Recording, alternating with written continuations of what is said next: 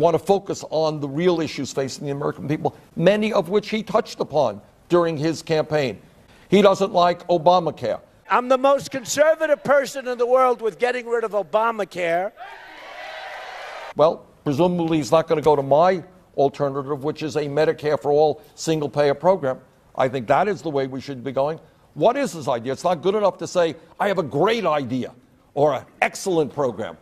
Well, healthcare is fairly complicated. You got to go into the details a little bit more than saying he has an excellent idea. What is it? Should we join the rest of the world and guarantee health care to every man, woman, and child? How do you lower the cost of health care? He said during the campaign he was going to take on the pharmaceutical industry, which is a group ripping off the American people, charging us the highest prices in the world. The drug companies are massive donors to the politicians. So if you look at Johnson & Johnson and you look at these different companies, they give to the politicians. So what do the politicians do? No. You can't negotiate. You have to pay, effectively, you have to pay retail. It's so simple. That will end on day one, okay? That will end on day one. They get the politicians, and every one of them's getting money from the drug companies, every single one. You know who's not? Me. I'm getting money from nobody. Meaning, when it comes time to negotiate the cost of drugs, we're going to negotiate like crazy, folks. We're the biggest drug buyer in the world. We buy drugs to make people better. All of that's fine. But we don't negotiate the price of the drugs. So we're spending perhaps $300 to $350 billion more for drugs buying from our drug companies. Now, people say, how's that possible? It's not possible. It's possible because the drug companies have probably the second or third most powerful lobby in this country. But this guy comes up, good guy, good doctor, highly respected. He said, Donald, the drug industry, pharmaceuticals, we're the largest purchaser of drugs in the world, the United States, by far. We don't bid. I said, what are you talking about, we don't bid? We don't bid the cost of drugs. We don't bid it out. If we bid it out, we would save approximately $300 billion, okay? $300 to $350 billion more for drugs. So you're talking right there, one item, government waste, one item, 300 and maybe more than that, $300 billion. I mean, can you imagine that? 300 billion. So my friend said, why is that? At first it took me about 20 seconds to say, really, we don't? But then as soon as I did it, I realized why. Because the politicians that I'm running against and others are getting tremendous campaign contributions from the pharmaceutical industry, the drug industry. And they don't want to have bidding. If we did a favored nations clause, just forget about bidding. Whatever that company pays for certain medicine, the United States pays the lowest price of any company buying during that year period or 2-year period. You pay the lowest price. Remember, favored nations. And I'd say lowest price, less 10%, right? We're a huge buyer. Okay, I'm being nice when I say 10%. We would save $300 billion.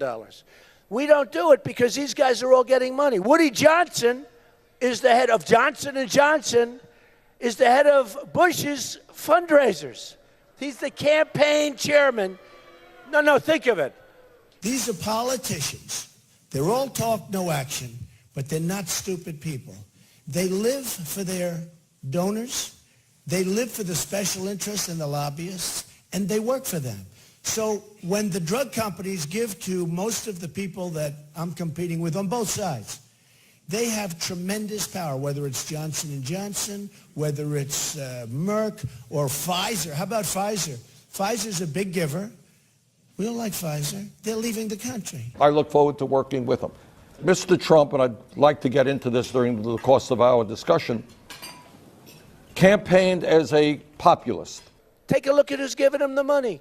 The oil industry, Wall Street. Campaigned as somebody who was anti-establishment. And the reason our country is messed up, one of the big reasons, is the fact that they're all taken care of by every industry. Whether it's the automobile industry, they get campaign contributions they can't bring Ford back. And I have zero doubt that he received the support of many working class people all across this country because some of the positions that he took. You're right. He's right. Okay, now look. He said he is not going to cut Social Security. He is not going to cut Medicare. He is not going to cut Medicaid. Well, I was glad to hear that, and we look forward to working with him to make sure that he does not cut Social Security, Medicare, and Medicaid.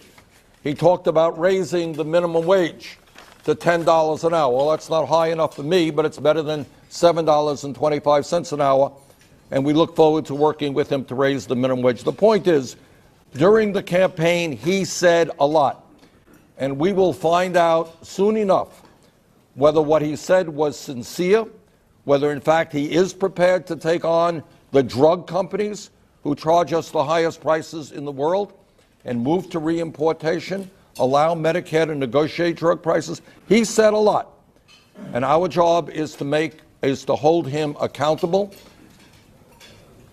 and we intend to do that. I think corporate America, which is doing phenomenally well by and large corporations are making huge profits. They're stashing their profits in the Cayman Islands.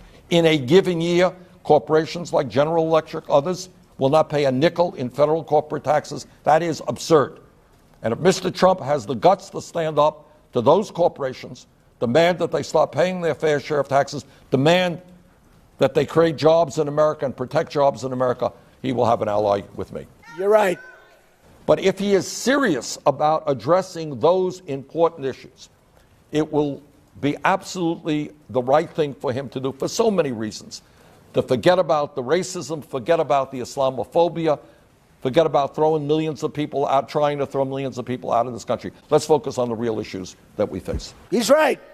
Some of these really not smart people say, Donald Trump is not a true conservative.